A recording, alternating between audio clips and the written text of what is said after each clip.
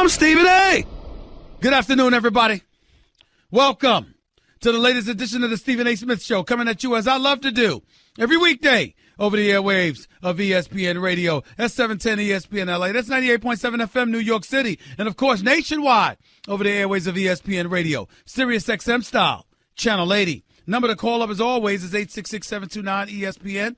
That's 866-729-3776, 866-SAY-ESPN. Got a jam-packed show coming your way today. Apparently, folks are trying to attack me in the social media stratosphere because they feel I should be more supportive of NFL players. I will definitely respond to that. As the show progresses today, I will get into Jerry Jones. I will get into the league itself, their letter to team executives and owners, the Dallas Cowboys wanting to vent towards Jerry Jones, and, of course, President Trump with yet another tweet. I will touch on all of that, but I got a little baseball on my mind. And no, it's not really about the Dodgers because they handled their business against the Diamondbacks. And now they await the winner of the Washington Nationals versus the Chicago Cubs, a series I expect the Chicago Cubs to win. No, I mean, I could look at it and I could say, yes, it's about the Yankees because they got a series decided in Game 5 tonight in Cleveland. And you're talking about Kluber, the imminent American League Cy Young Award winner, going up against CC Sabathia, a person that I don't believe should have gotten taken out in Game 2. Joe Girardi should have left him in there. So we're going to see a situation where we're hopeful that Sabathia, under pressure, will pitch in that situation and pitch well tonight because obviously I'm rooting for them to beat the Indians. We also got a change in managerial positions in terms of the Boston Red Sox because John Farrell is out as the manager. He's not going to return for 2018. Meanwhile, they're talking about how if Joe Girardi loses tonight's game, he might be out, which I think is asinine. First of all, I don't want to hear anything about any leverage because Joe Girardi would not go and manage the Boston Red Sox. I don't believe it. I just don't believe it. Secondly, here's my question. Why are we even talking about Joe Girardi leaving? Why? He had a bad game, too. It was awful. Should have challenged the play when the ball hit the bat. He didn't do it. Next batter up, Lindor. Grand slam off of Chad Green. I get it. He made a mistake. Trying to tell me Joe Girardi's still not a damn good manager? You trying to tell me you don't want him in this city? You trying to tell me you don't want him representing you as manager for the New York Yankees? What are you, insane? What's wrong with Joe Girardi? He made a mistake. Leave him alone. Give him a new contract. He's been here toiling through the terrain with all of these youngsters, and now he's got them a year ahead of schedule. The future is incredibly bright for the New York Yankees. And what do you want to do? You want to get rid of Joe Girardi? Now? And by the way, if you're going to get rid of him, who are you going to get? Who's the golden boy out there that's an absolute must to be the manager for the New York Yankees? Who is that dude? I don't see him. Joe Maddon leaving Chicago? Dave Roberts leaving L.A.? I mean, who is it? Who's the guy? Y'all need to fall back and chill out. And by the way, sticking with some baseball, let me say this. And I want to know, from East Coast to West Coast, from New York to L.A. and all the cities in between, I understand that he's going to pitch today in Game 4. I'm talking about Steven Strasburg. I get it. I understand it. But, ladies and gentlemen, did you hear the news that was percolating before they announced over an hour ago that he probably was going to pitch today? He probably was going to start? Did you hear the news? This dude was out running, had a little cold, was a little under the weather. And because of that, they were talking about how he was going to need to be scratched for today's game. Washington's down 2-1 in this series. They lose this game, it's over. And Strasburg is your guy. And you trying to tell me he even contemplated missing Game 4 because he was feeling under the weather? Dusty Baker talking about, he's feeling a little bit too ill to start. and Tanner Roy was going to take the mound as originally scheduled for Tuesday. Are y'all kidding me? I mean, is this a joke? Ladies and gentlemen, I can't do the radio show today. My throat's a little scratchy. I can't do the radio show today. I got the sniffles. I mean, get your butt up on that hill and handle your business. I don't want to hear that. That's the statement. Could y'all imagine that? Could you imagine Clayton Kershaw in a must-win, down 2-1 in a best-of-5 series, looking the city of Los Angeles and beyond in the face and going like this? I just don't know. I'm not going to pitch tonight because I got a cold. I got allergies. I'm sniffling. I feel a bit uneasy. And Dusty Baker, the manager, sitting up there with these excuses, talking about, they're creatures of habit. I don't give a damn about no habits. It's the playoffs. You got to be kidding me. And maybe, just maybe, he's going to feel that somebody else is better off. Well, you know what? Get out there and find out first. I don't want to hear that. I mean, I'm seriously wondering about people these days. Seriously, it's really getting to me. I just don't understand it. Michael Jordan damn near collapses with the flu, one of his most heroic performances. Kobe Bryant's been injured. Kobe Bryant was going to the courthouse during the day and coming back at night and dropping 40 years ago.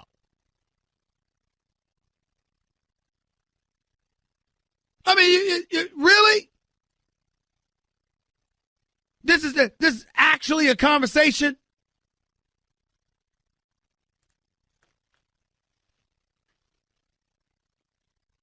I expect the Cubs to win this series. I expect them to do it today, whether Strasburg's pitches or not, which he will. I expect the Cubs to be going up against the Dodgers. I'm rooting for the Yankees. I know the Yankees shouldn't be the favorites, and they're not the favorites, but I am rooting for them to beat the Cleveland Indians. I am rooting for Joe Girardi to get a contract extension and keep his job, because I think he's a damn good manager. And actually a pretty decent man. He's just serious about his business. He's not a game player. He loves baseball and his family. Leave him alone otherwise. He ain't interested. Just wants to do his job and go home. But y'all, I mean, folks tripping. Seriously. Makes no sense to me whatsoever. 866-729-ESPN. It's 866-729-3776. We'll talk about that. A little bit of baseball. The Duke and Campanella. Yeah, we'll talk some baseball. We'll also get into NFL statement on the anthem, on the anthem's position and some of the things that they're working with the players, what the players actually are looking for, what the end game is in all of this. And you know something that I brought up today on First Take? I brought up, what about the NBA? Has anybody thought about that? Season opens next week. And if you think that Americans have a problem with NFL players protesting, could you imagine how it's going to be for the NBA players if they do this? Whoa. That's all I'm going to say. 866-729-3776. That's 866-729-ESPN. Got a lot of stuff to get into. Please don't touch that dial. Oh, by the way, everybody enjoys a good night's sleep. It sets the pace for your whole day. If you snore, you're just not sleeping the way you should or getting the rest you need. Now, I'm a snorer, so I would know this. When you snore, you wake up groggy, you wake up a bit foggy, you wake up just dragging, you're just devoid of energy. And that is not good. That's why I highly recommend Zeepa. That's ZYPPAH, Zeepa. It eliminates snoring and gives you and your loved ones a better night's sleep. So wake up totally refreshed and relaxed. Enjoy Happy Z's, a great night of Zeepa sleep. If you're snoring, you're not getting that Zeepa sleep, you know. Don't let the person you sleep with snore and keep you from getting the Zeepa sleep you deserve. Get the snorer in your life, Zeepa. At ZYPPAH, which is Happy Z, spelled backwards. By the way, visit Zeepa.com and check out the new pink Zeepa designed by women for women. Folks, I no longer snore, and neither should you. Snoring cheats you of sleep, and it's not fair to the person you sleep with. So go to Zyppah.com to make sure you can resolve that issue. It's ZYPPAH.com. That's Zyppah.com, and get the one thing that's guaranteed to get rid of your snoring, and you can experience Zyppah sleep. Zyppah.com. Get your happy Z's in, y'all, so you can get that night's sleep you so richly deserve. Your calls and more in a minute. This is the Stephen A. Smith Show, ESPN Radio. Want to be a part of the show? Hit Stephen A. up weekdays from 1 to 3 Eastern at 866-729-3776. Computer, execute 12.4p operation. Optimizing algorithm. Running encryption packet alpha. Night. Oh, I don't feel so good. What is it, computer? Is it hot in here? It feels hot in here. I feel a little clammy. I should lie down or something. A computer with a virus? Surprising. What's not surprising? How much you could save by switching to Geico. Those oysters Rockefeller were a mistake. Geico. 15 minutes could save you 15% or more. You're listening to the Stephen A. Smith Show podcast. Welcome back to the Stephen A. Smith Show right here on ESPN Radio. Lots of stuff to get into today. But before I do, I wanted to touch on the NFL protest just for a minute, because I think it's important to make sure we bring this up and to give people an opportunity to express themselves. Again, I want to touch on some of these baseball items, which I will. I'm looking forward to the Cubs winning this series against the Nationals, regardless of what my man Mike might think. I think the Cubs are going to win this series, like I said, and we'll go from there, them against the Dodgers. I hope the Yankees win tonight, even though it's a daunting task, to say the least. Cleveland's no joke, even though they've lost the last 2 games to the Yankees. But we'll get to all of that, but let me go back to the NFL in this respect, because I think it's important to point out. This is Roger Goodell in his letter to chief executives and club presidents yesterday afternoon. I read it on the show, but it's something that's percolating in the news as we speak, and I have to bring it up again. Roger Goodell says we live in a country that can feel very divided. Sports, and especially the NFL, brings people together and lets them set aside those divisions, at least for a few hours. The current dispute over the national anthem is threatening to erode the unifying power of our game and is now dividing us and our players from many fans across the country. I'm very proud of our players and owners who have done the hard work over the past year to listen, understand, and attempt to address the underlying issues within their communities. At our September committee meetings, we heard directly from several players about why these issues are so important to them and how we can support their work. At last week, we met with the leadership of the NFLPA and more players to advance the dialogue. Like many of our fans, we believe that everyone should stand for the national anthem. It is an important moment in our game.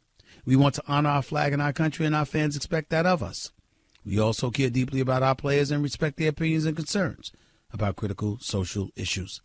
The controversy over the anthem is a barrier to having honest conversations and making real progress on the underlying issues. We need to move past this controversy, and we want to do that together with our players.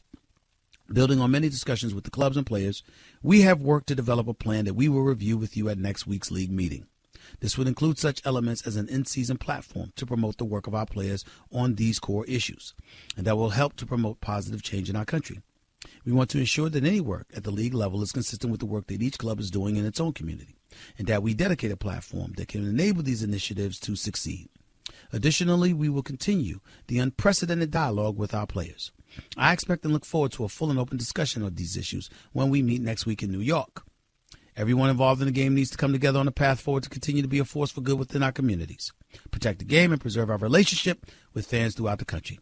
The NFL is at its best when we ourselves are unified. In that spirit, let's resolve that next week we will meet this challenge in a unified and positive way. That's Roger Goodell to chief executives and club presidents. What does this letter say? What is this letter saying, essentially? I'll tell you what it's saying. It's saying that Roger Goodell wants to meet with these executives. So whatever can be done should be done immediately to address this matter in any reasonable fashion, because what they have to do is find a way to bring the protest to an end, because you're alienating the fans.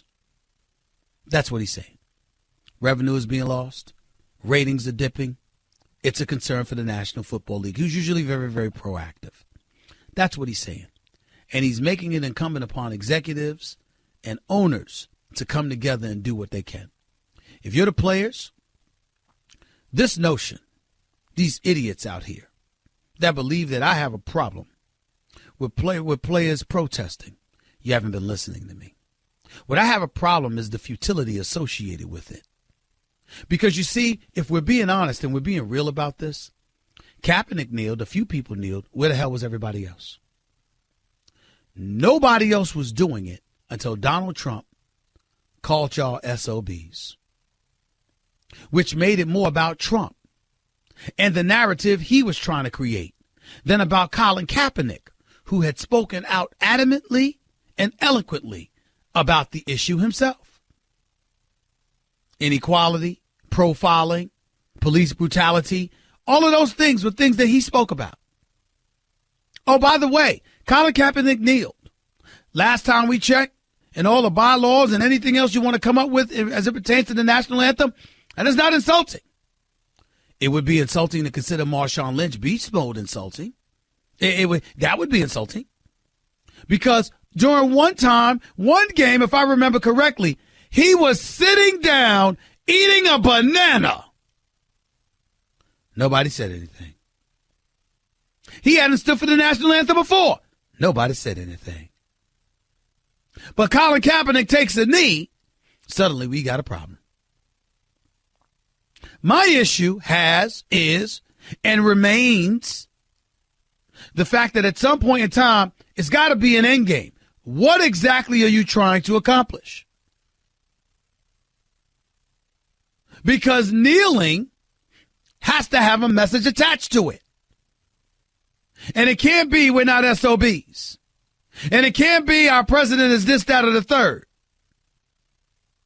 And it can't be just about white America, led by Donald Trump and Vice President Pence, creating this narrative of disrespecting the flag when it's not about that at all.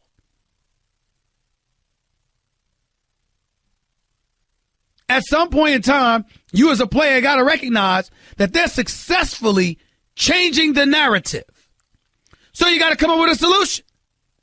Booger McFarland was on Mike and Mike this morning. What did he say? He said, I'll stand if you'll listen. I'll stop kneeling and I'll stand if you listen. These issues that have tarnished our communities, are you going to help us address this? Or are you going to insist that we ignore the plight of our own communities?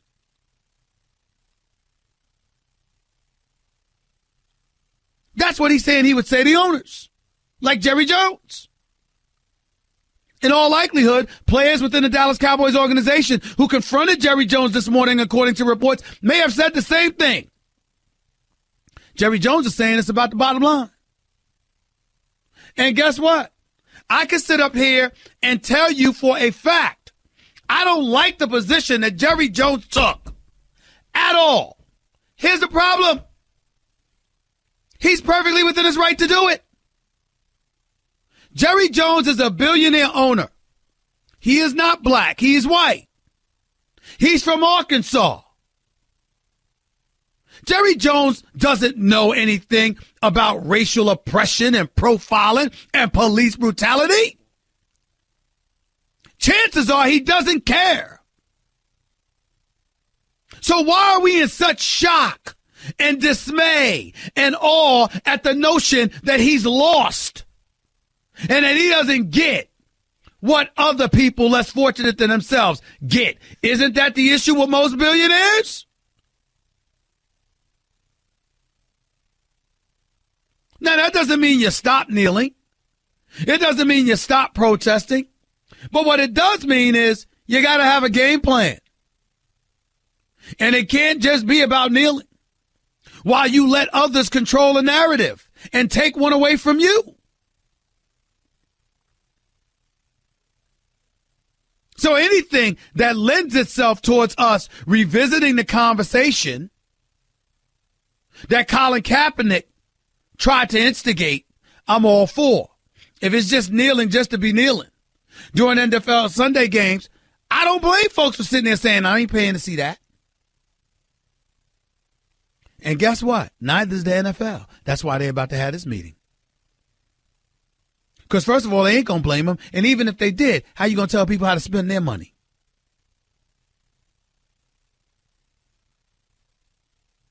That's the real world.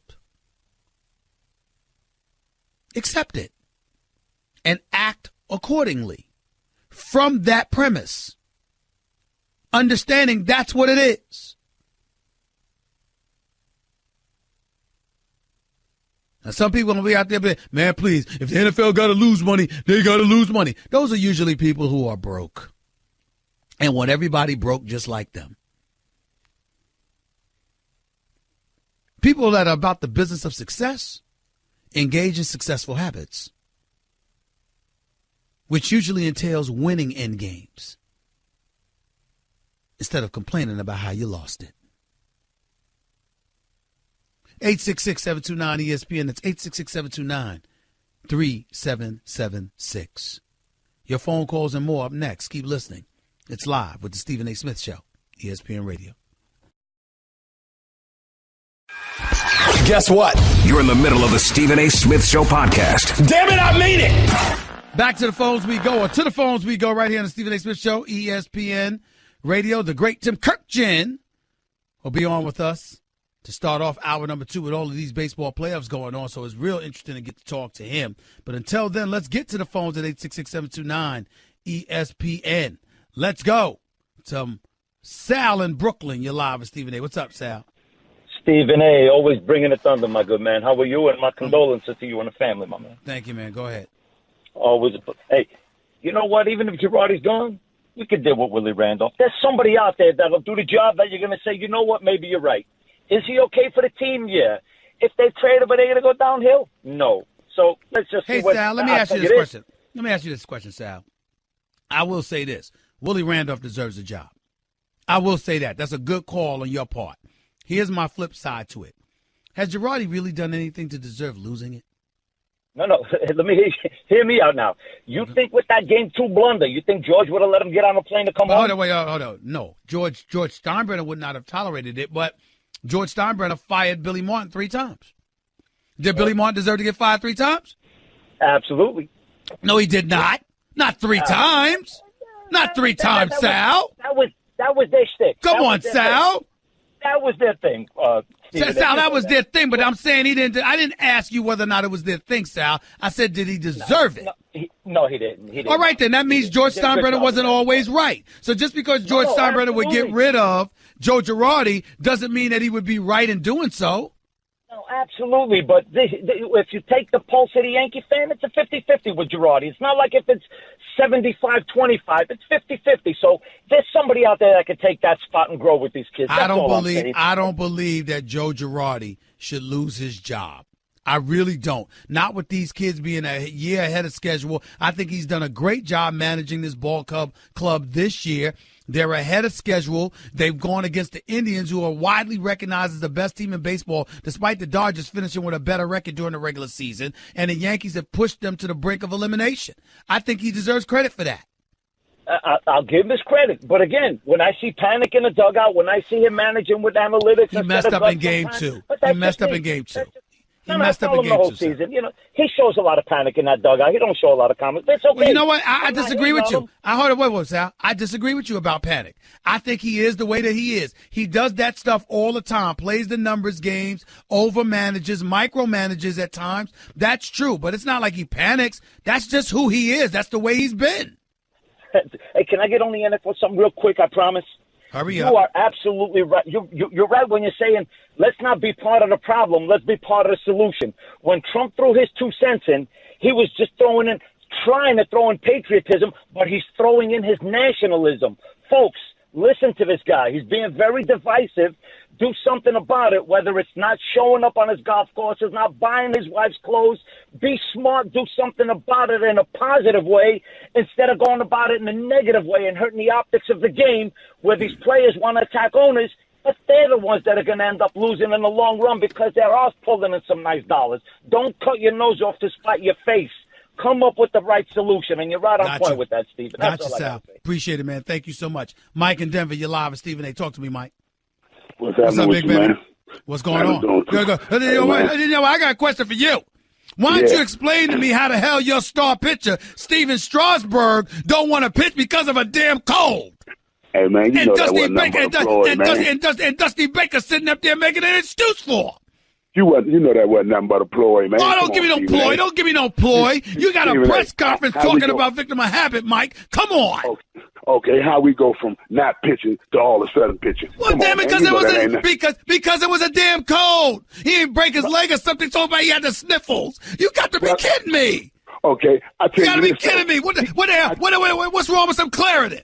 Something, some Sudafed, something. Damn. Hey, but you know what though? This is why y'all gonna lose today. He pitching, and we be in D.C. Friday, man. The wrap it on up, you man. gonna lose, Mike. You gonna lose today. Cubs getting ready to go up against the Dodgers. This is a wrap. Your pitchers talking about these that can't play because of a cold. He got the sniffles. Really? Well, if we lose, I'm gonna call you, and you know you're gonna let me have it. Do me one favor when we win the series. Go ahead, man. It ain't that much. Oh, you done already made me a hero. Man, when we win the series, man, when you get on first day, say shout out to my man Mike. I ain't saying shout out to nothing because it ain't gonna happen. It ain't gonna happen, Mike. Goodbye, Mike. Goodbye, Mike. That is Steven Strasburg can't go because of a cold. He better change his damn mind and got on that hill today. You can't play because of the sniffles. All that money you get, you better get your behind out there. Hell wrong with you. Robin and Queens, you live with Stephen A. Go ahead, man. What's going on, Stephen A? Yeah, I'm all right. Go ahead. That's good. I'm tired of these Yankee fans. Yeah, I have a couple of friends and they're Yankee fans or whatever, but I'm tired of them. They're so spoiled. This team wasn't even expected to make the playoffs all year. They go to the playoffs. They win the wild card game. They're in the American League Divisional Series. They're on the brink of eliminating the best team in baseball, and they want you already gone? You know what? Let it be, because you know why? He's going to stay in New York anyways, because he's going to come to the Mets. The Mets are going to go hard after him, and I would love him to be my manager. These Yankee fans are so unbelievably, I don't even know how to say it. It gets me so upset.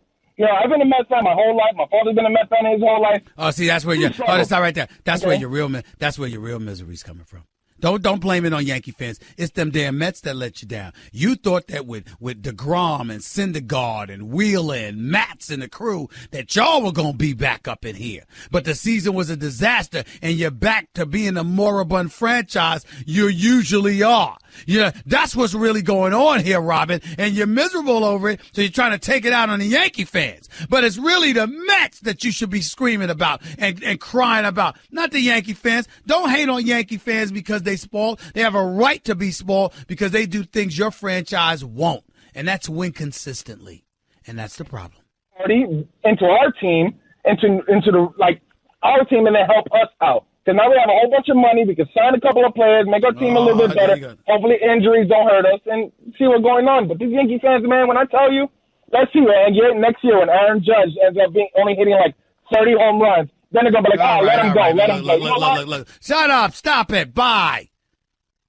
Your Mets stink. You think I'm going to allow you to go off about the Mets during this time of year?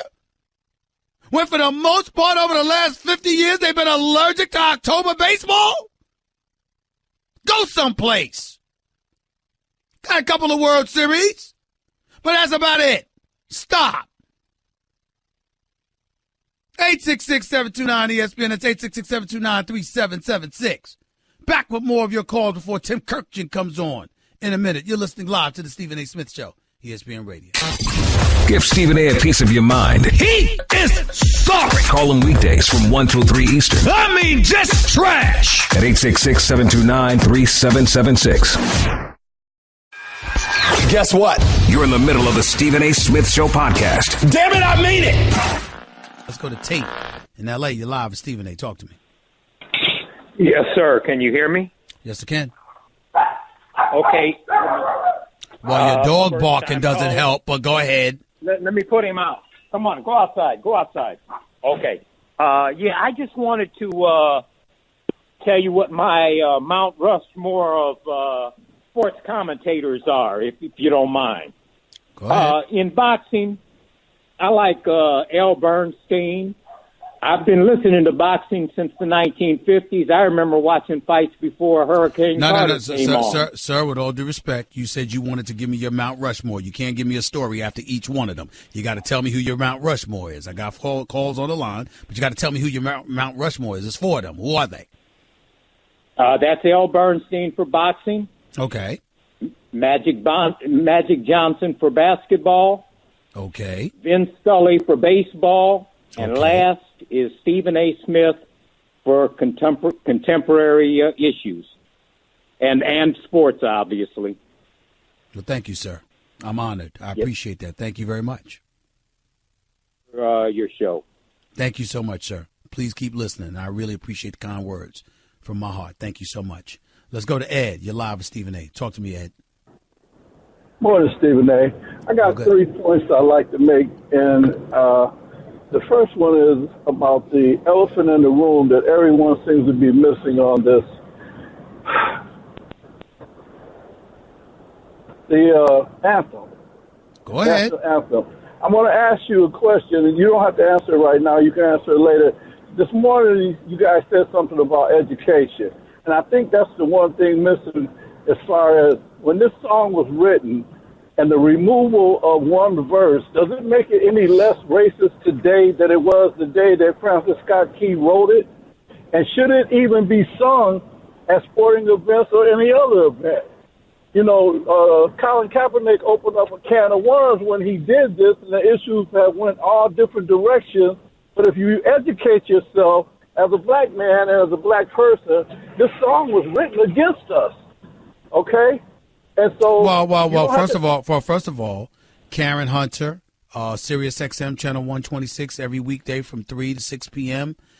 Joe Madison, the Joe Madison Show, the Black Eagle, Sirius XM channel 126 every weekday morning from 6 a.m. to 10 a.m.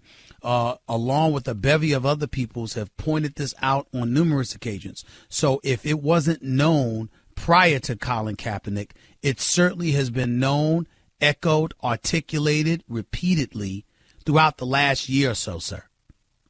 I kind of think we're missing the boat on that alone. I think it's time for the song to be updated, rewritten. You asked what a solution might be. I think just stop singing it. If it offends people, if it was written by a guy who intended it to be racist at the time, which I believe it was, maybe we should just have a moment of silence. We should display our colors. I'm not against the flag, but I am against the song. Okay, I got it. Go ahead. Just a second point real quick.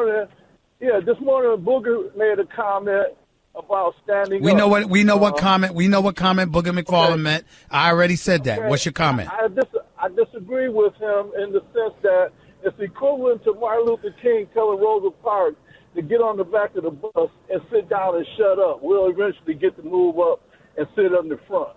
You know, we can't turn our backs on this situation, and it's not going to go away, and we can't be bought out to always think like the other people. We're different.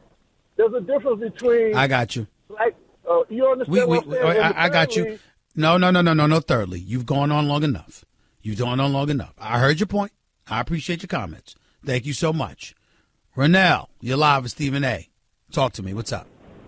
First of all, I'm a big fan ever since, quite frankly, sir. I just want to say about the protest.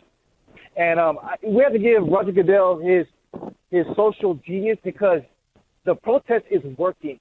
Just like in Selma, when they were protesting the boycotting the buses, they were losing money.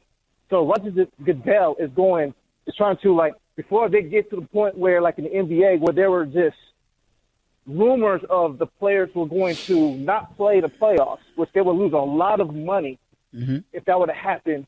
So Roger Goodell, he's just taking a early stand. The league, he's trying to take a preemptive strike. Fair enough. The league is in danger of losing money. That's fair enough. But y'all act like this is good for the NFL players. How many times have we often lamented that their contracts are not guaranteed? Their signing bonuses, portions of it are, etc., but their contracts aren't really guaranteed. And they could be cut, waived, have their salary diminished, all of this other stuff. These are not NBA players. And I wrote a final take today for ESPN's First Take that I'm going to air in hour number 2, talking about this very subject. Because everybody that's walking around acting like, oh, this is good, this is good, this is good. Don't get me wrong. Nothing great can be accomplished without sacrifice, and we understand that. And you got the NFL players that are taking this position, but you're talking about cutting out your own nose to spite your face. Now, it might be worth it. It might be worth it. To me, it's absolutely worth it if the issues that Colin Kaepernick brought up were being addressed. If the issue is that we're fighting because of the national anthem and that narrative is hijacked by the president and the vice president, which thus far it has been, it's problematic. And that's really the issue here. You got to remember, these same players were nowhere to be found when Colin Kaepernick initially kneeled. They were nowhere to be found over the last year. And it wasn't until President Trump called them SOBs that all of a sudden, collectively, as an NFL community, you saw guys kneeling to this degree. But we're not bringing that up. So what was it really about? Was it really about Colin Kaepernick? Or was it really about the fact that folks want to speak out against President Trump? Because that's what he's turned it into. And that's how it has to change. That narrative has to change. It can't be about him. And it can't be about disrespecting the flag when that was never the issue to begin with. It's got to get back to what Colin Kaepernick was aiming for it to be about. That's what it's got to get back to. And only then can you qualify the kneeling or the protest as successful. That's the only way. Hour number 2 up next with Stephen A. Tim Kirkjian up next with Stephen A. That's just a sample of what you'll hear on the Stephen A. Smith Show. Weekdays at 1 p.m. Eastern on Sirius XM Channel 80 and the ESPN app. Hey girl, have you done something new with your scales? Using new moisturizer? Nice. It really brings out the hazel in your eyes. Oh, hold on. Are you using whitening strips too? Your fangs look good, girl. Really good. A really charming snake charmer? Surprising. What's not surprising? How much you could save by switching to Geico. Wait, what?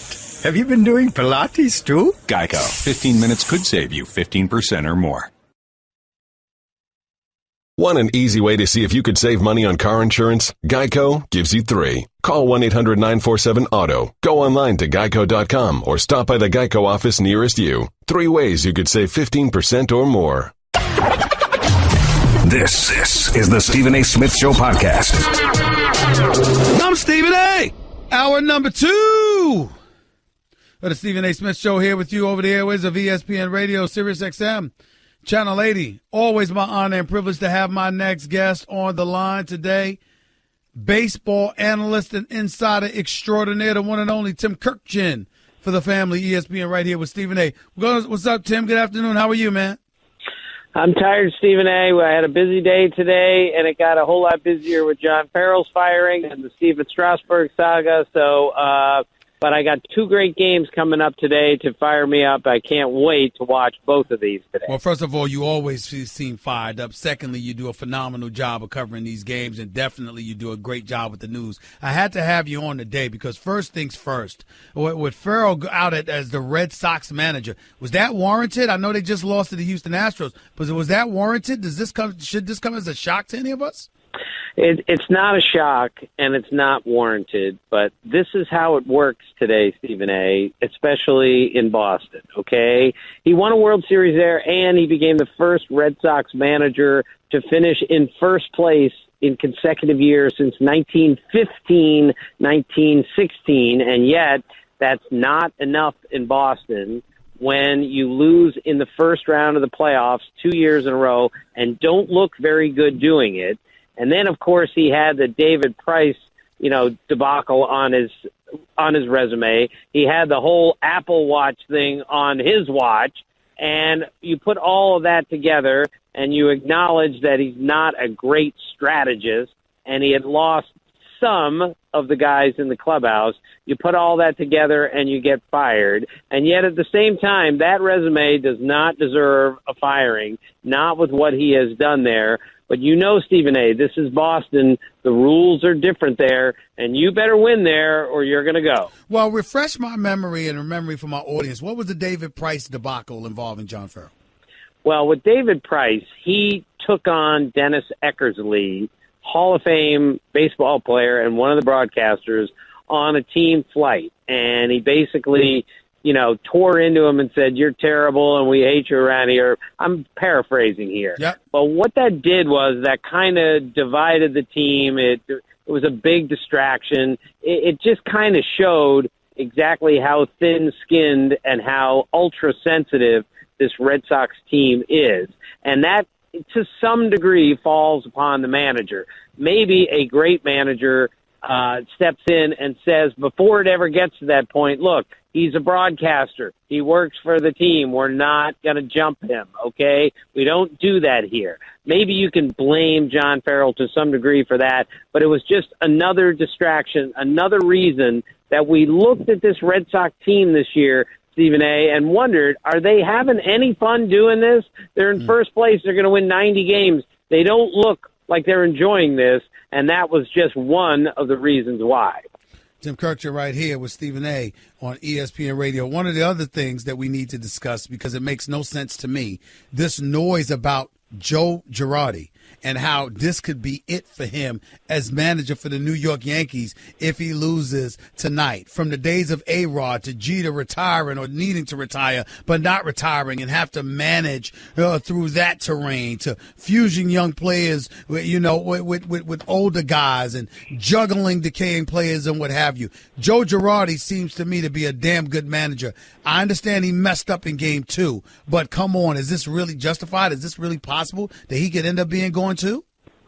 Yeah, he could be going to, Stephen A., but that's not justified either. You don't fire someone for making a mistake with the replay system in Game 2, not when you've accomplished everything that Girardi's accomplished. And I just told you how hard it is to manage in Boston. It's equally hard to manage in New York, and that guy, Girardi, has done not a good job, but a great job over the years, keeping that team in contention while they're rebuilding the team. That's virtually impossible to do. So there's a chance he won't be back because they just say, like the Red Sox say, we need a change. There's also a chance Joe Girardi doesn't want to come back there anymore. So but he wouldn't go to Boston. He wouldn't go to Boston, would he? He wouldn't do that. I don't see that. I mean, Stephen A., in baseball these days, it's decided these days. I put nothing over on anyone. Anything could happen. But no, I don't see Girardi being fired in New York and going to the Red Sox. Although I guess stranger things have happened. Tim Kirk, you're right here with Stephen A. on ESPN Radio. Another thing I wanted to get to. Let's go to the field because the Yankees were down 2-0. Obviously, it was egregious for Joe Girardi not to challenge that call when it hit the tip of the bat or what have you. They lose Game 2 after giving up the grand slam to Linder, okay? And then the next thing you know, they come back and win Games 3 and 4. Talk to me about these New York Yankees right now, and what chance do you give them to win tonight?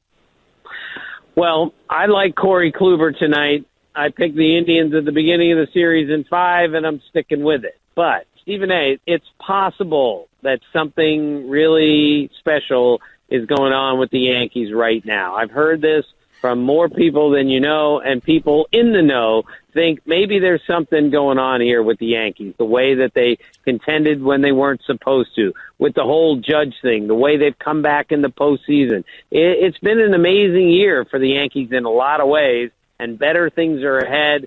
I think CC is a great choice to pitch the game tonight, but I just think Corey Kluber's too good, and I just can't imagine him being terrible twice in a week in this series. I think he's going to be too good tonight, and he's going to beat the Yankees. But, again, with the Yankees this season and in the postseason, never, ever discount what they're doing. We got Tim Kurkjian right here with Stephen A. on ESPN Radio. Let's switch over to the National Leagues right now. We got the Washington Nationals going up against the Chicago Cubs. I just don't understand this about Dusty Baker. There's an article on ESPN.com right now. It talks about why do all of Dusty Baker's Octobers have scary endings, and it talks about the numerous times this man who's synonymous with the game of baseball, who's been associated with it for more than a quarter century, who has a higher winning percentage than Bruce Bochy, Lou Piniella, Tommy Lasorda, Buck Showalter, Jim Leland, Dick Williams. Somehow, some way, Dusty Baker finds himself in these situations. And the latest is Strasburg supposedly not being able to pitch before ultimately he was going to end up being on the hill today. Could you explain what the hell that was all about? Well, if you got about an hour, I can do that. Stephen A., yesterday, Strasburg said he was under the weather and he couldn't pitch Game 4. An elimination game in October on full rest. We were all astonished by that, and I think Dusty was among the astonished. Well, this morning, Strasburg, probably under tremendous peer pressure, he got clobbered from coast to coast for not taking the ball, suddenly feels better this morning, goes to Dusty and says, I want to pitch today. I think I can pitch today. So Dusty has to make the tough call now. Is he really healthy, or is he just doing this to prove a point? Is he going to be mentally ready to pitch this game, or should I just go with Tanner Roark? Instead, he goes to Strasburg, and I think this was in part because Strasburg said, I'm getting crushed about this, and for the good of my team and for the good of me and my legacy, I better pitch today. I cannot wait to see how effective he is today. Now, what did he say was wrong with him, Tim? I mean, what was it, the sniffles, allergies? I mean, what the hell was it? We're not even sure, Stephen A., and that's the point. Last night on Baseball Tonight, Mark Teixeira and David Ross both gave it a 0, the number of days that they missed during the season in their careers when they were sick. They said that doesn't happen. You have to play, especially in October. So miraculously, I guess Steven Strasburg either wasn't that sick or got better very quickly, because now he's going to pitch this game. This is as bizarre a situation as I can remember when it comes to a star player, a big game, and all this stuff flying all over the place. If you are the Los Angeles Dodgers, who do you want to play? Who do you want to play more, the Cubs or the Nationals? Well, given everything of the last 24 hours, I think I'd rather play the Nationals, just because you're just never quite sure what might happen with the organization. This is the point, Stephen A. This is not the first time we've had some sort of controversy like that in the postseason with the Nationals. And more than once now, it's involved Strasburg. So if I'm the Dodgers, I frankly don't want any part of the Cubs, who, as cliched as it sounds, they know how to win at this time of year. They're playing awfully well right now. Their starting pitching's great. I think I'd rather play the Nationals if I were the Dodgers. We'll see how it goes tonight. Last question for you. How good are the Dodgers this year? You've seen them. Well, I think they're back, Stephen A., to being a really good team. Now, maybe they're not the team that was 55 games over 500. That doesn't happen in this sport very often, but it did this year. They're certainly not even close to the team that lost 16 out of 17, but I think they're back as the best team in the National League, and maybe they're the best team in baseball, because trust me on this, they pummeled the Diamondbacks in 3 games, and their pitching is all lined up, rested and ready. I really like the position they're in. Tim Kurkjian, always appreciate the work, buddy. Looking forward to watching you tonight. Your Yankees, Cleveland, Indians. We got Game 5, series clincher game. We got the Cubs versus the Nationals this afternoon. Can't wait. Thanks a lot, Tim. All right, Stephen A., see you. Thanks a lot, buddy. One and only Tim Kurkjian right here with Stephen A. on ESPN Radio, 866-729-ESPN. It's always the number to call up. That's 866-729-3776, 866-SAY-ESPN. Back to your calls. Plus, I'll get my final take that I played for you about the NBA and what kind of precarious position they may be in. Season starts next week. Why would I say that? I'll explain why in a minute. You're listening live to the Stephen A. Smith Show, ESPN Radio. Catch the Stephen A. Smith Show live on 98.7 ESPN New York, ESPN LA 710, and Sirius XM Channel 80. You just can't make this stuff up. Weekdays from 1 to 3 Eastern. Hey girl, have you done something new with your scales? Using new moisturizer? Nice. It really brings out the hazel in your eyes. Oh, hold on. Are you using whitening strips too? Your fangs look good, girl. Really good.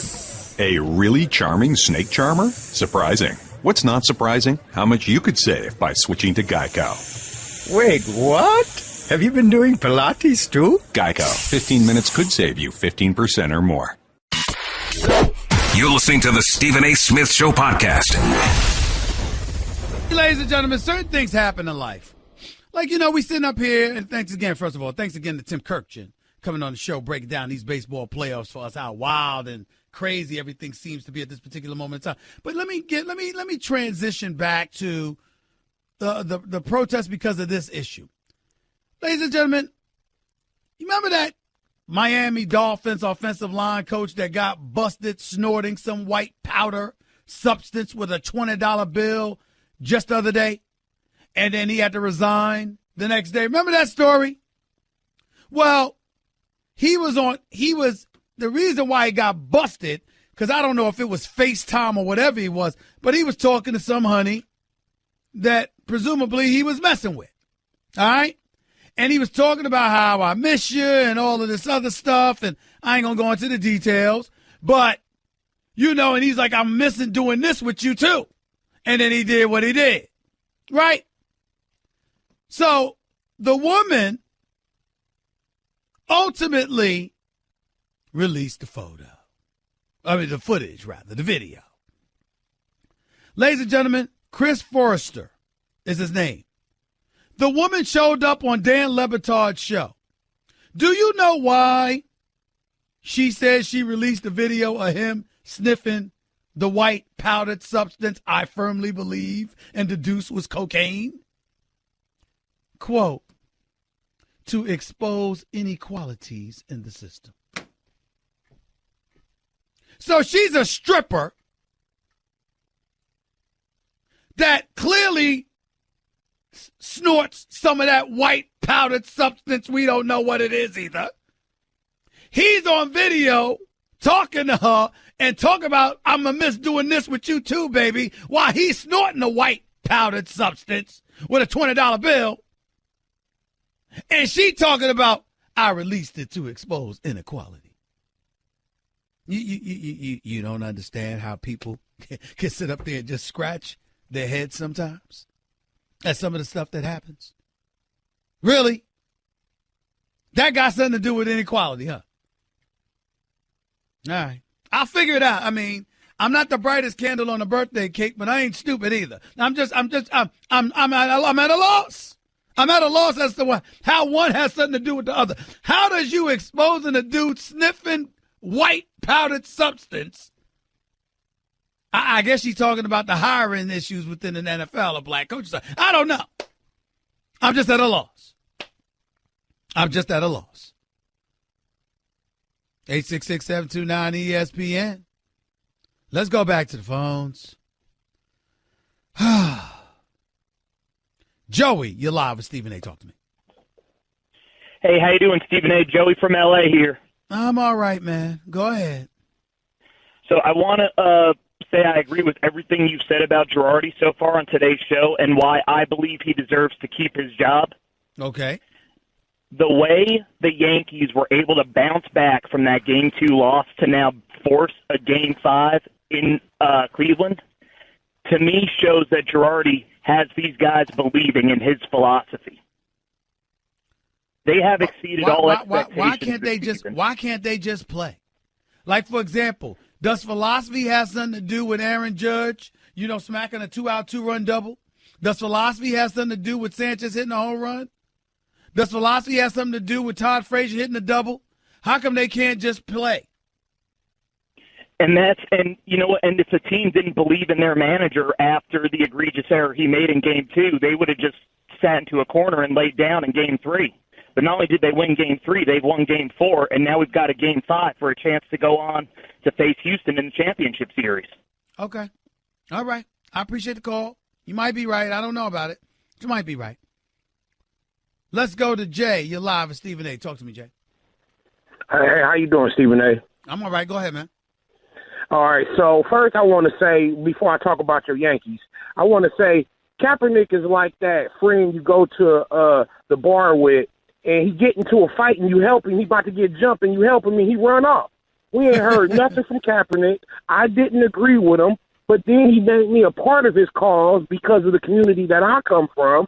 He made me a part of his cause, and this is why we say you got to watch who bring the message, because now all of a sudden you got the president, you got these billionaire owners who should be saying the president has nothing to do with our franchise. Hold on, by the way, let's not forget this. We got John Wooten, who used to play in the 60s with Jim Brown, who's one of the members of the Fritz Pollard Alliance that has been calling for Colin Kaepernick to speak up.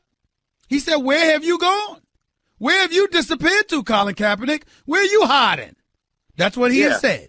Now, I'm not paraphrasing because he didn't use those words, but he said, "We want to hear you speak out," and he's right. And this is what. And now you brought up philosophy, and I love that word. And this is what always flew over my head. Don't forget, I want to talk about your Yankees before you let me go. Sure. But one of the things that we think that I believe that Trump is speaking for the owners. I believe that Jerry Jones went to go try to kneel, but when he stood up before the anthem, he said, "I'm going to go kneel with them, you guys," because there's 8 owners that gave money. And I'm like, Stephen A. is right. Why are he tried to get into your club, and instead you're afraid of his words when his words shouldn't be able to hurt you guys. But I believe that he's speaking for the owners, and I believe that Jerry Jones is speaking for the owners. When Jerry Jones said, if you don't, he's like the trendsetter. He's the guy that I got you. Now I need you to move on to your Yankees point. Go ahead. Okay, so now my Yankees point. I want to say this right here. I appreciate where the Yankees are because you was nervous a couple of days ago when they was getting ready to play, and now it's 2-2, and now I'm loving this side of you because it's 2-2, and you can't be upset. It's one thing for your team to get swept. It's a whole other thing for your team to be putting up a fight. But I just want to say to you, you've been coming to California a lot. And I'm a channel my inner Frankie Beverly so that you can come to a side where everything is always winning, whether it's the Dodgers or it's the Warriors or anything like that. And even if you want to get into you're gonna sit there and try to get credit for the Warriors. They in Northern California. They 6 hours away. They 6 hours away. They don't count. Come on, Stephen. You don't get. Hold on, Jay. You don't get to be in L.A. All right, and then be talking about and trying to claim the Warriors. You can't claim the Warriors and the Dodgers. Stop. You can't do that. Right. You got ball with the Lakers. You're getting that excitement from there.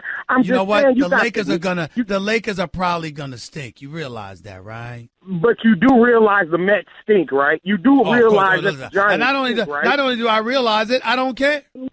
Do I look like I give 2 cents about the Mets? Do I sound like Don LaGreca?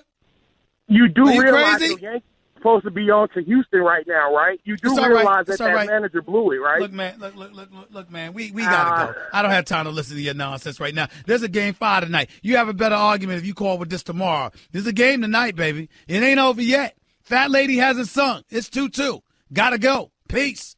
866-729-ESPN. That's 866-729-3776. That final take that I told you I was going to play for you, I'm going to do that next. You know why?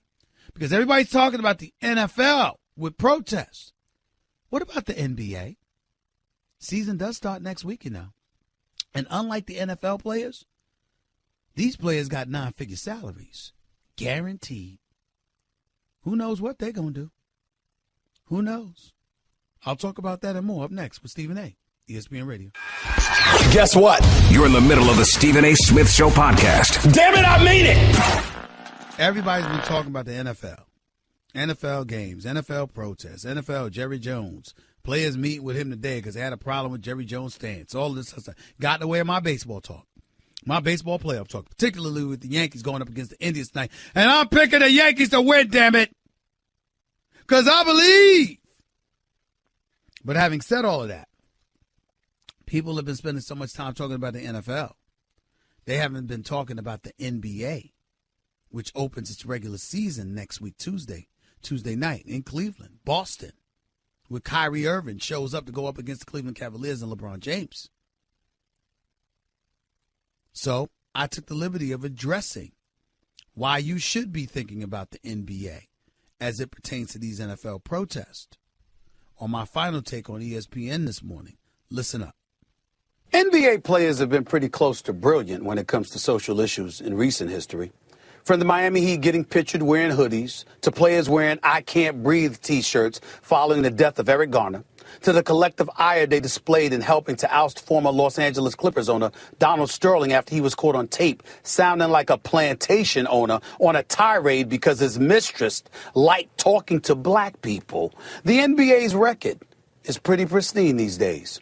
Now they have a new challenge on their hands, keeping it that way. The positive momentum the league is riding right now may very well depend on it.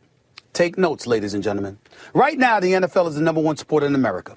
Football is religion. So much so, you've got pastors maneuvering their Sunday morning schedules so they could be home around kickoff time. The sport makes about $14 billion annually. It's expected to escalate to $18 billion annually. By the year 2027, Commissioner Roger Goodell is already on a record proclaiming they could make as much as $25 million annually. And yet, as of right now, guess what? They're nervous as hell. Because the issue has been hijacked, transformed into rhetoric about honoring our flag instead of oppression, inequality, and law enforcement and community relations. The league is in a world of trouble, ratings-wise, revenue-wise. And guess what?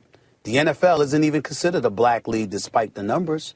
The NBA, on the other hand, is considered exactly that. So since there's no Colin Kaepernick-type protesting in the NBA, since flag proponents will undoubtedly point to millions these athletes make at the expense of their wallet, in folks' eyes, there may be no justification for the NBA to engage in protest of the American flag and beyond. Not to mention that fans' ire may be even more significant if players protest due to the demographics of the NBA. In other words, kneeling or protesting against America in front of players or even teammates from all over the globe. Let's put it this way. Things could get very, very interesting in the days to come, more than any of us have bargained for. That was my final take today on ESPN's First Take. Because who knows what the NBA players are going to do. And if the NBA players get actively involved with these protests and they decide to kneel for the anthem, what's Trump going to say about them?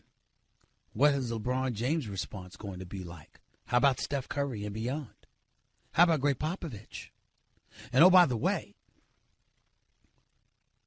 unlike NFL players who can get waived, cut, salary diminished, and all this other stuff, NBA player contracts guaranteed. Guaranteed. Got nothing to worry about. Steph Curry just signed for $207 million. Every penny is his. James Harden, John Wall, Kyle Lowry. The list goes on and on. All got 9-figure extensions. Every penny guaranteed.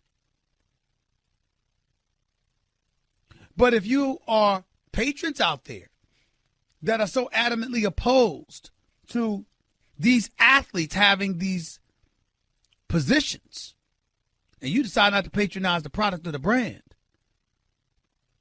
how could it potentially harm you? NBA just got their TV deal. 9 years. They'll be all right. But in terms of patrons walking through those turnstiles, paying to see your product, you never know how you might suffer. Adam Silver's progressive, very, very smart. It sees the forest from the trees in a lot of different ways. But it's still going to be very, very interesting to see how the NBA handles it. First of all, what players, if any, are going to take any kind of position. And number two, if they what's the league going to do about it? 866-729-ESPN. That's 866-729-3776. Back to the phones we go. Alan in the Bronx, talk to me. Hey, man, how are you? How are you, right, buddy? Just real quick before I make my point, we share the same birthday, so I'm always going to have extra love for you because of that, October 14th, man. Thank you. The previous call was a perfect assist for me. Where's Colin Kaepernick? Where's Colin Kaepernick? I work for Harlem RBI, and you know where Colin Kaepernick is? He was at our school last week talking to high school kids donating money and donating book bags, and also gave a speech with his girlfriend Nessa, had an open Q&A for the students to ask him questions, great. not only about the NFL but just about injustices in general. And he was able to give a lot of insight and a lot of good advice to these young men and women. And my arguments, people will say, well, he needs to come out and speak. No, we're done. I'm done hearing about tweets and watching videos. You need to get out there in your community, talk to people, talk to kids, organize, get people registered to vote. Why can't a guy like LeBron James say, hey, you know what, for 4 hours in Cleveland, I'm going to do a sign autographs as long as you register to vote. So in 2018, when the midterm elections come up, we can start making real change. We're not talking about everything. Those are not bad ideas, Alan. Those are not bad ideas. Very, very valid points. But Colin Kaepernick is getting involved, and that's what's more important than just he already said his piece. He already said it. Now he's going to schools and talking to kids. What's more important than that? Well, more important is making sure everybody hears your message. If Alan in the Bronx didn't call up, how would we have known? And so you got to think about it in terms of communicating to the masses. When you take a position that affects the lives of millions of people, talking to a classroom full of 30 kids doesn't exactly cut it. We appreciate it. The effort is valiant. He shouldn't be dismissed or minimized for it. But at the same time, your message in terms of its outreach does matter. That would change anybody's dynamic against him now. What could he come out and say that people would say, I'm not saying that. I'm saying to you that what you said, even if he did what you just did, I'm saying to do it in terms of mass appeal would be ideal. That's all I'm saying. I'm not disagreeing with anything you're saying. I'm just saying go after mass appeal instead of macro or micro appeal. That's all I'm saying. Happy early birthday, buddy, because it's on Saturday, so I'm going to enjoy it. I hope Same to you. Take it easy. Sean, you're live with Stephen A. Go ahead, Sean. Hey, what's going on, brother? I'm good. Talk to me. Oh, man, I enjoy the show. Love you on First Take. Just 2 points. Let's just leave Joe Girardi alone. It takes a unique individual to manage in New York, and he has navigated the waters very well. Yes, he has. Through times where we didn't have any good players, and the analytics. I think he's unappreciated. I think he's underappreciated. Me too. I totally agree. Because when he was using the analytics to keep us competitive, when we didn't have the talent, nobody was saying, "Hey, let's fire him." It was more like, "Hey, this is what he has to work with," and he's always gone above and beyond. Granted, he made a mistake the other day, but you saw that man crying, almost come to tears when he was talking about this organization and the players that he has for them. And that's why you can see the level has changed now. They're not taking pictures and giving interviews because they understand that it's playoff time. Right when the season was ending, they were having fun. There's a level of seriousness here, and it starts with him. And the perfect sign of that is him having CeCe start instead of Sonny Gray, because he knows the type of pitcher we're going to need tonight. And he went out on his own. Everybody's saying, well, this is why you got Sonny Gray, but he has the temperament of this team right now. And he says, you know what? I'm going to battle with CeCe. All right, and then on the Colin Kaepernick thing, I just think we should kind of give him a little break right now as far as coming out in public, because he still has to eat. A lot of these other guys ain't taking a knee because they're afraid of the ramifications of these owners. He's still looking for a job. So while he's still going out and doing the things like that other caller said, we kind of should just give him a little break because he's still looking for a job. That's all I just want to say. Got it. Appreciate it, man. Want to be a part of the show? Hit Stephen A. up weekdays from 1 to 3 Eastern at 866-729-3776. Guess what? You're in the middle of the Stephen A. Smith Show podcast. Damn it, I mean it! Micah, you're live with Stephen A. What's up? Stephen A., what's going on, man? Big fan. Thank you. Hey, I just want to ask 2 quick questions. One, I'm a huge Giannis Antetokounmpo fan out in Milwaukee. And I think he's the next big thing. I think he's the next, second coming. Gotta work on his jump shot. Can't shoot 27% from 3-point range. Go ahead. Yeah, that's true. But yeah, I just wanted to ask, what do they need to do as far as getting maybe another point guard or another piece around him in order for them to compete with Boston and Cleveland in the East? Well, it's hard. Brogdon's got potential. Jabari Parker needs to stay healthy. That's the biggest thing. Outside of that, I don't know what they could do. They're going to try to be respected, and they expect to be respectable this year. And if you're respectable, you're not going to get a high draft pick. And if you don't get that, I don't know who's available for you out there. And in terms of free agency, it's going to be very, very difficult to get anybody formidable to come to Milwaukee. Yeah, that's true. I was really hoping Kyrie Irving was going to go there. Kyrie Irving wasn't coming to Milwaukee. That wasn't going to happen. Yeah. Appreciate the call, man. Thank you. Let's go to Eddie. You're live with Stephen A. What's up? How you doing, Stephen A. Smith? Love I'm your all show. right, go ahead. Thank you. Go ahead, bro. I just wanted to make 2 points from your show last week. One is that there are fans who have decided not to either subscribe to the Sunday Ticket or have declined to renew their subscription because Colin Kaepernick is not employed right now. Okay. Another point I wanted to make is that all police are not bad. But if you're police and you see another officer doing something wrong and you don't stand up and correct that, you're just as bad as the police officer who's doing the crime. Okay. Got it. Appreciate the call, man. Thank you. Kev, you're live with with Stephen A. on ESPN Radio. What's up, Kev? Stephen, you touched on so many great topics today. I don't know where to begin, but Well, hurry up because you only got a minute. Go ahead. I called to talk about CeCe in the heart of a lion and what's inside of a great athlete. Everyone's talking about CeCe facing Corey Kluber. Well, how does Corey Kluber, I'm telling you, CeCe knows this and feels this, feel about Stop right there. CeCe Stop right there. Sabathia. Stop. You got one more chance to speak up. Why are you trying to sound like Barry White, like you trying to get a woman or something? You got to speak up. You got a live national audience listening to you. What you sounding so damn mellow for? Speak up. Put some bass in your voice so we can understand you. Go ahead. Well, Corey Kluber should be worried about facing CeCe Sabathia. Has Corey Kluber his 10 or 11 innings on 3 days rest and puts the team to a winning series? Right. CeCe Sabathia is a stud. 6'9", 285 pounds. Goodbye. Have a nice day. CeCe Sabathia pitches well. CeCe Sabathia is a big game pitcher. CeCe Sabathia is not Kluber, even though he outpitched him in the first game, in game 2 of the series. Let's bump the brakes a little bit, okay? And if you want to call up to rave about CeCe Sabathia, call tomorrow. Let's see what happens. We don't know what's going to happen. Let's see. Sean, you're live with Stephen A. Go. Hey, Steve, what's going on, man? First time caller, long time listener. Love your show. Try to make it real quick. Go ahead. We're talking about these protests and everything going on in the NFL right now, and these guys taking the knee, and everybody's saying that, the Trump administration has came through and threw a blindfold on the mass media, whatever, on the public, and now everybody's not looking at the real issue of why they started kneeling. But nobody's ever talking about Chris Jackson. I don't know if y'all remember his name was Mahmoud Abdul Rauf from the 90s. He came out of LSU as Chris Jackson. He was with the Denver Nuggets.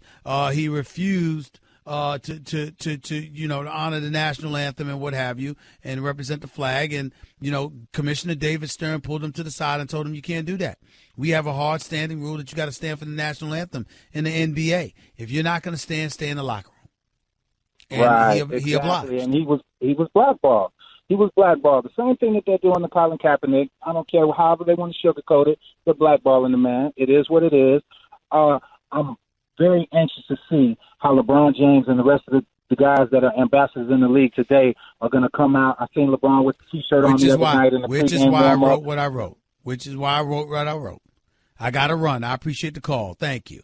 Let's go to John. You're live with Stephen A. Go ahead, John. Hello, Mr. Smith. I got a question. Jerry Jones said if any of his players kneel, they're not going to play. What if the whole team kneels? Is he going to forfeit the game? Exactly. What's he going to do? Exactly.